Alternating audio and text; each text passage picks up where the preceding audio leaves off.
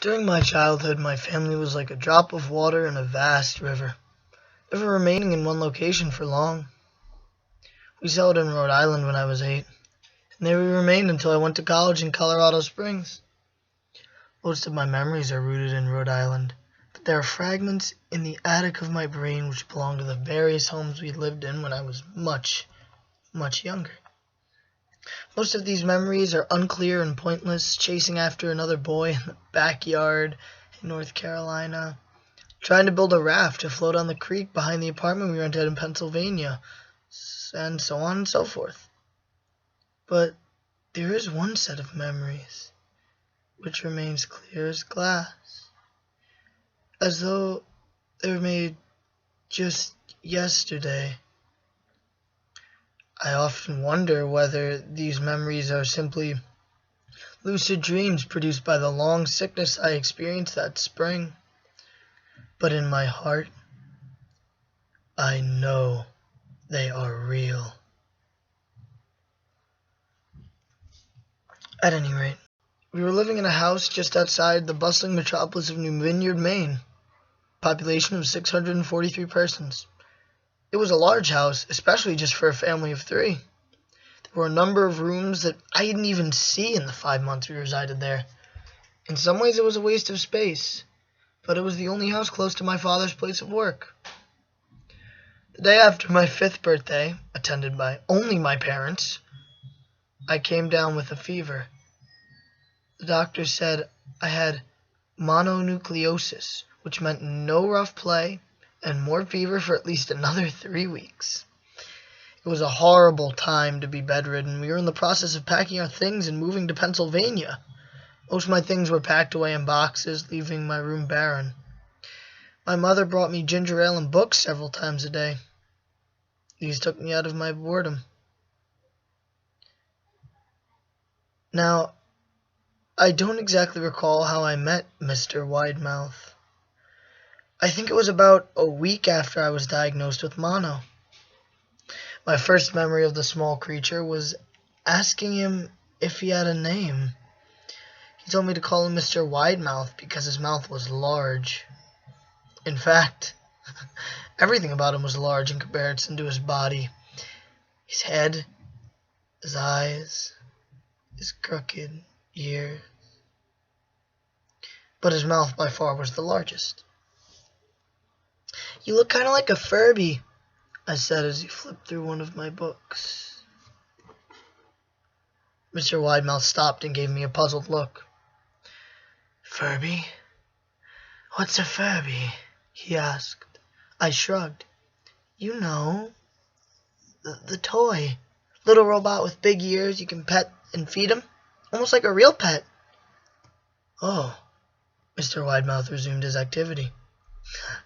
"You don't need one of those, child. They aren't the same as having a real friend." I remember Mr. Widemouth disappearing every time my mother stopped by to check on me. "I lay under your bed," he later explained. "I don't want your parents to see me because I'm afraid they won't let us play anymore." We didn't do much during those first few days. Mr. Widemouth just looked at my books, fascinated by the stories and the pictures they contained. The 3rd or 4th morning after I met him, he greeted me with a large smile on his face. "I have a new game we can play," he said. "We have to wait until after your mother comes to check on you, because she can't see us play it. It's a secret game after all." After my mother delivered more books and soda at the usual time, Mr. Widemouth slipped out from under the bed and tugged my hand. "We have to go to the room at the end of this hallway," he said. I objected at first, as my parents had forbidden me to leave my bed without their permission. But Mr. Widemouth persisted until I came in. The room in question had no furniture or wallpaper. The only distinguishing feature was a window opposite the doorway. Mr. Widemouth darted across the room and gave the window a firm push, flinging it open. He then beckoned me to look out at the ground below. We were on the 2nd story of the house, but it was on a hill. and from this angle the drop was farther than 2 stories due to the incline. "I like to play pretend up here," Mr. Widemouth explained. "I pretend that there is a big, soft trampoline below this window, and I jump. If you pretend hard enough, you bounce back up like a feather. Now I want you to try."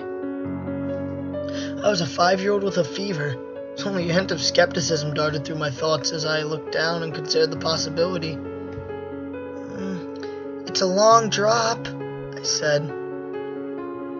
"Ah, but that's all part of the fun, my dear." "It wouldn't be fun if it were only a short drop.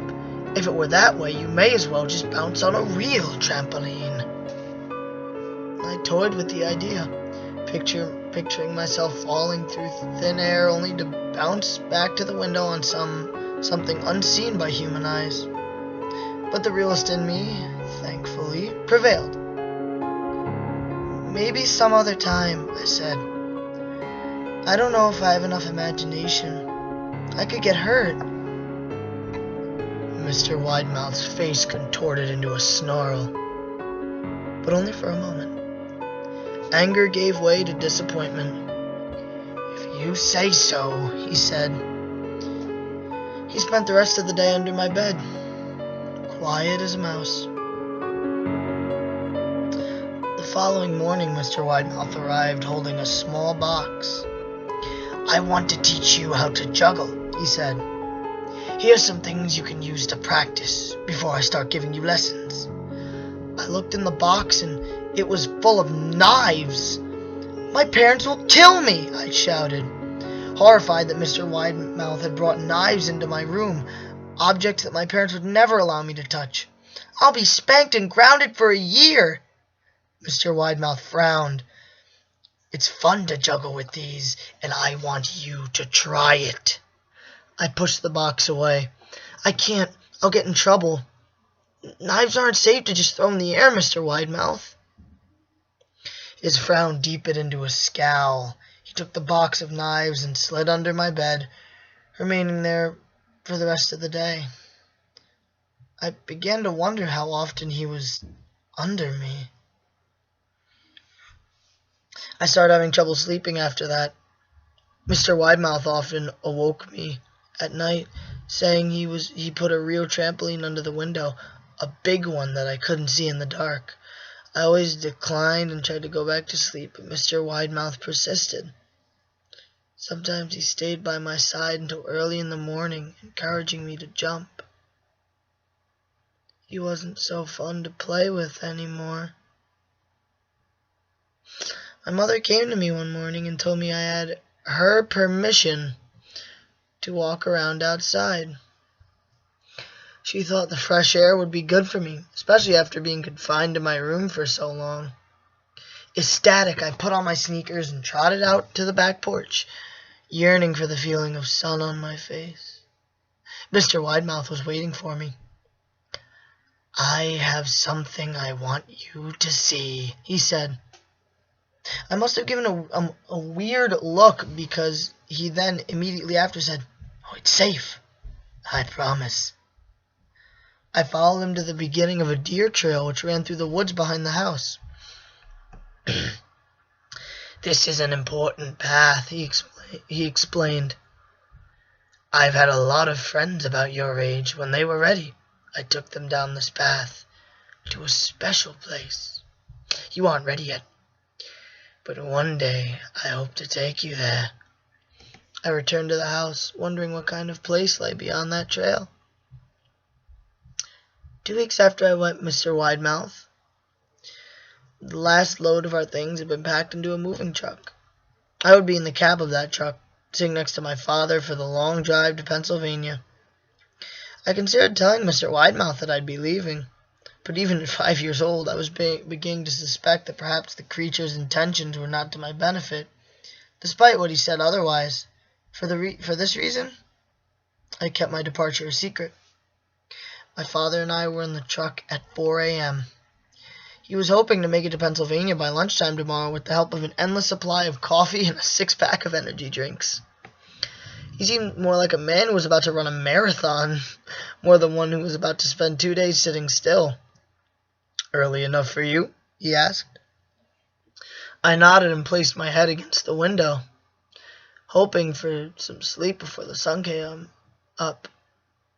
I felt my father's hand on my shoulder. "This is the last move, son. I promise. I know it's hard for you, as sick as you've been. Once Daddy gets promoted, we can settle down and you can make permanent friends." I opened my eyes as we backed out of the driveway and saw Mr. Widemouth's silhouette in my bedroom window. He stood motionless until the truck was about to turn onto the main road. He gave a pitiful little wave goodbye, steak knife in hand. I didn't wave back. Years later, I returned to New Vineyard. The piece of land our house stood upon was empty, except for the foundation, of course, as the house burned down a few years after my family left. Out of curiosity, I followed the deer trail Mr. Widemouth had shown me. Part of me expected him to jump out from behind a tree and scare the living bejesus out of me, but I felt that Mr. Widemouth was gone, somehow tied to the house that no longer existed. The trail ended at New Vineyard Memorial Cemetery. I noticed that many of the graves belonged to children.